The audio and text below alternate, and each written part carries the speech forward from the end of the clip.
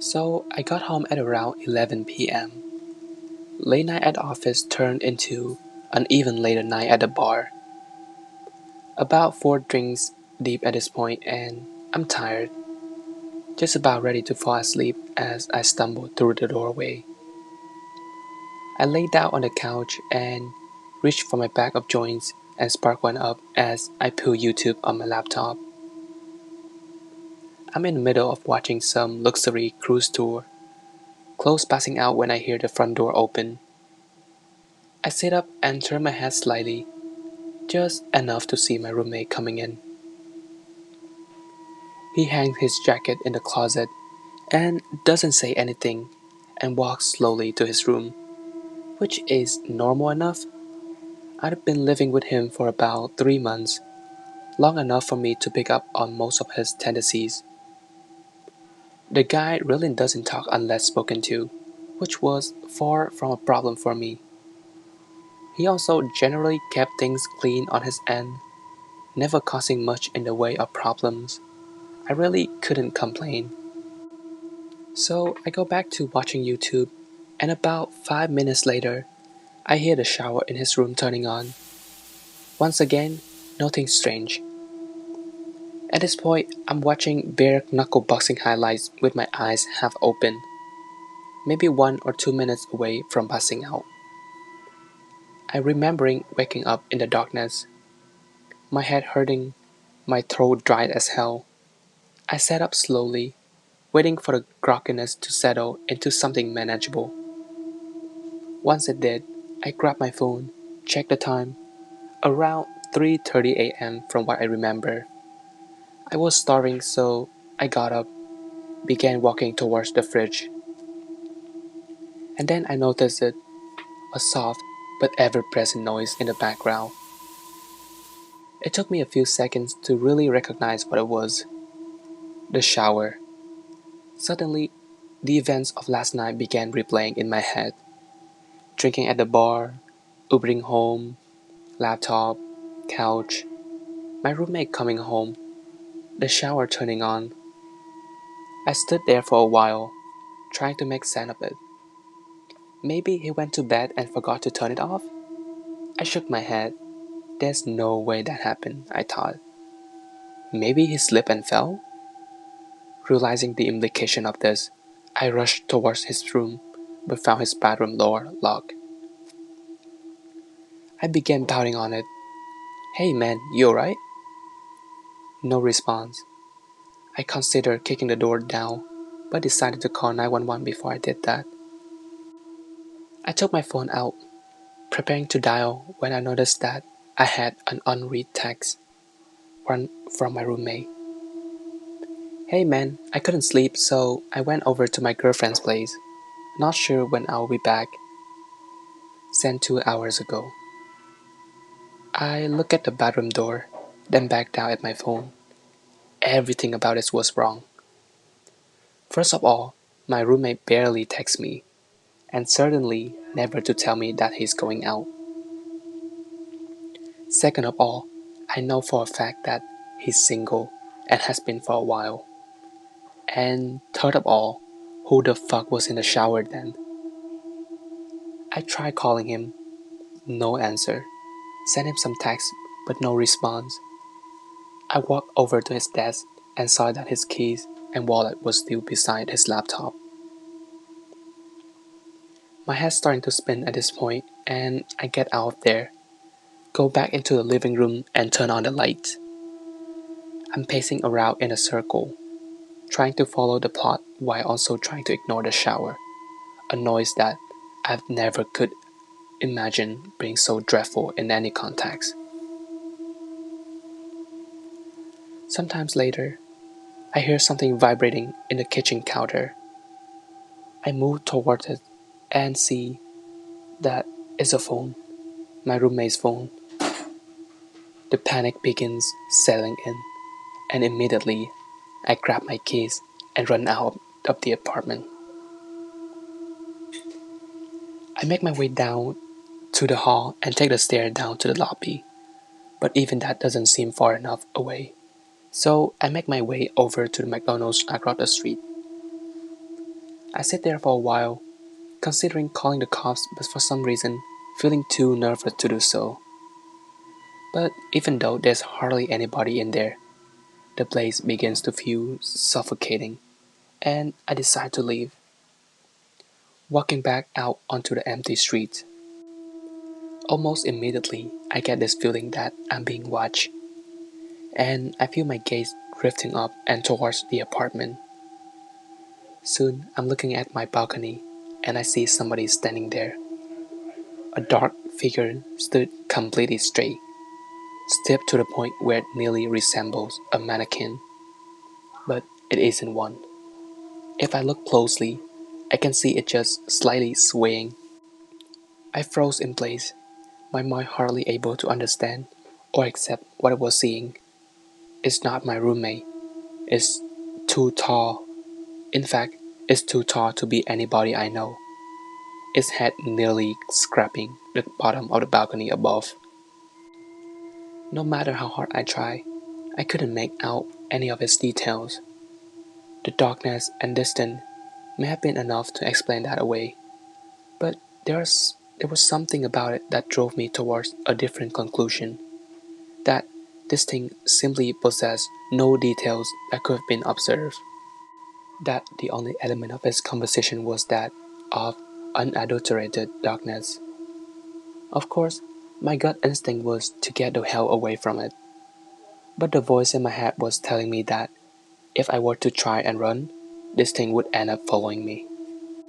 I went back into the McDonald's instead, locking myself in the bathroom as I finally dialed 911.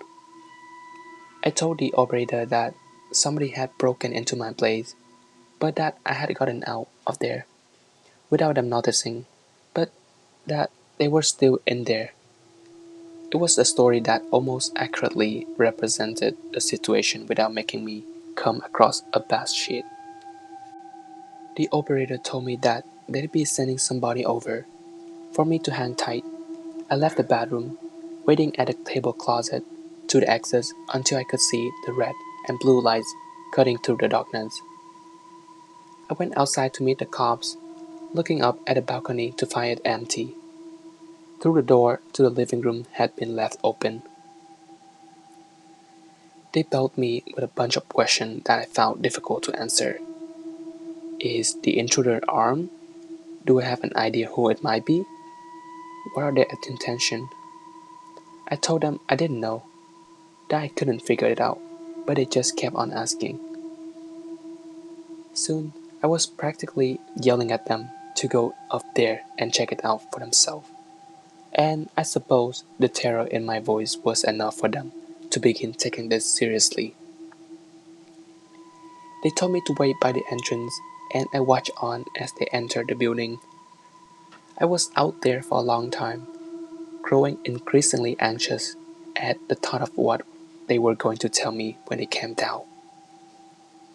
A few minutes later, the silence was broken by a single, muffled gunshot. My heart dropped into my stomach, and I continued to wait there, unsure of what to do otherwise. 20 more minutes of silence, and the officers still hadn't come down. Soon, I could hear more of them approaching in the distance. Before I knew it, 4 more cops' cars had pulled up around me, and the scene had fallen into chaos. Officers shouting over each other and into their radios, more questions being hurled my way, none of which I was able to answer. The next few sequences were mostly a blur, but I remembered the building being evacuated, the tenants frightened and confused as they were ushered outside, why the officer became more and more frantic. I remember hearing more scattered gunshots, some screaming, other noises that were difficult to make sense of. There were a few lapses in my memory after that, but I recall being pushed into the back of a police car. After being driven to the station, I was led into one of the interrogation rooms, where I found 2 nondescript men in a suit waiting for me. They didn't introduce themselves, and immediately went into a series of questions, each one more bizarre than the last. What company was your roommate employed by? What was the nature of his job? How many different people have been inside your apartment since your roommate moved in? Have you ever heard voices inside the apartment from the hours of midnight to 3 a.m.? Voices that did not belong to your roommate? Have you ever seen a circle of people standing outside of the apartment from the hours of midnight to 3 a.m.? People that were exceptionally tall? And one of the most unsettling ones, have you ever seen somebody standing at the foot of your bed upon waking up between the hours of midnight to 3 a.m., only for them to disappear moments later? If so, do you remember what they look like? Any distinct features? As they continued propping me, my mind began conjuring up some of the strange shit that had happened after my roommate had moved in. Shit that I had written off as figments of my imagination, simply because I had no other explanation for them. I did hear the voices, always coming from the room next to my where my roommate slept. I was always so tired when I heard them, but I do remember it either sounding like a young woman or a man with an extremely deep voice.